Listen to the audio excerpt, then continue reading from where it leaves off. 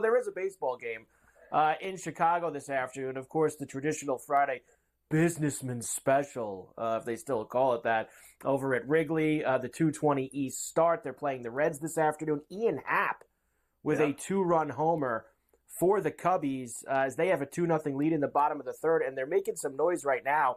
2 on and nobody out in the bottom of the third with our boy Belly Bomb up at the plate right now. So we'll see if he could do a little bit of damage for us. No, he's going to hit into a double play. Oh, you gotta be He beat out the throw. throw. He beat it out From third to second to first. He beat out the throw, but now there's, he's got at least 1 out at second. They still got runners on the corners.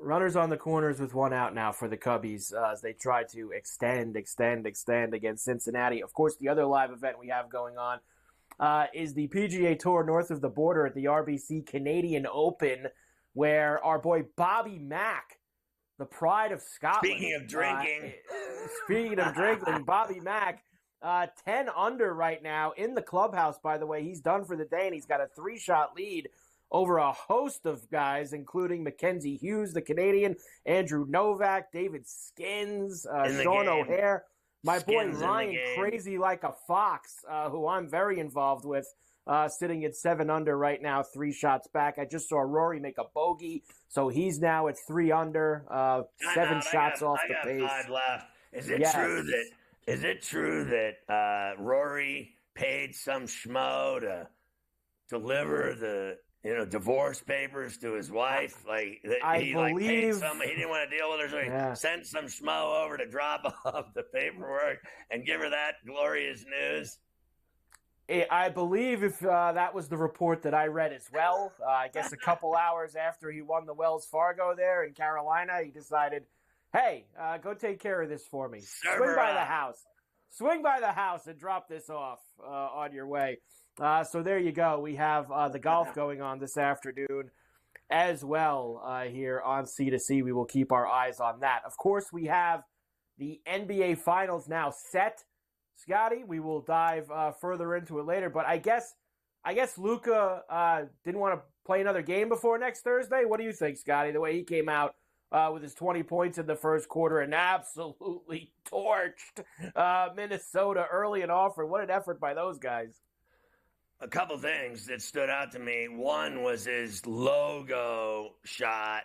That I think was his 20th point, the 3 from, it was 45 feet out. And it was all hammered down, back of the rim, straight down, jack, like butter. And then the other thing that got me was when he started up with the fan with the handkerchief that was saying he's a crybaby. And then he said, who's effing crying now? Talking smack to fans, to the Timberwolves bench, to the coaches, to the announcers. Who doesn't he talk smack to about his game? And you know what? He should.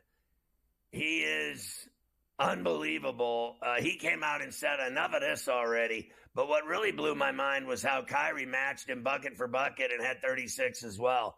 Those two are unstoppable. And, people that think this is going to be some walk in the park for the Boston Celtics are imagining things. Just the word dog for Luka is, that's feast time. Telling him he's an underdog and has no chance against the vaunted Boston Celtics, that's all he needs to get going. I mean, I can hear it already. I thought we were big underdogs.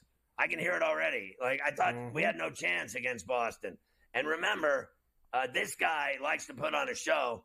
So get ready, Boston Garden. It's coming. And so is Kyrie Irving. You remember him? They are going to do something crazy at that place. I guarantee it. I think they have a tremendous shot to knock off the Celtics in the final just because of those two players and their other pieces. I honestly, I said today earlier that I think Lively gets off the floor a lot quicker than that old bodied Porzingis. I love the zinger, but he can't run. He's already got a bad leg. He never plays. He lumbers up the court. I won't deny the guy can shoot and block shots, alter shots, can hit daggers. That's fine. Lively is way more bouncy and involved. He took on both 7-footers in Minnesota and had no problem wreaking havoc on the T-Wolves. I think Lively is going to have a nice edge with his youthfulness and legs and speed and hops and his intensity. He plays above the rim, and Porzingis doesn't play at the rim. He plays out at the top of the key and shoots, 30-footers and drags defenses out. And obviously they're going to have to put a body on him, but I think they match up well with Boston. I really do. I think they match up well with them also. We're going to have a full week to talk about this, but I like Dallas a lot in this NBA final, and we'll be rooting for them hard against the Boston Celtics. We got Suddenly I'm a Mavericks fan. We got a Game 5 tonight in Dallas between the Oilers and the Stars. The Panthers took a 3-2 lead on the Rangers last night at the Garden. Did you have that? Did you have the Panthers last night? Yeah, I did. I had the Panthers minus $1.20, and I also had the Mavs on the money line spread and the over. There you go. And we got a lot of baseball tonight as well, although we'll get to it some point.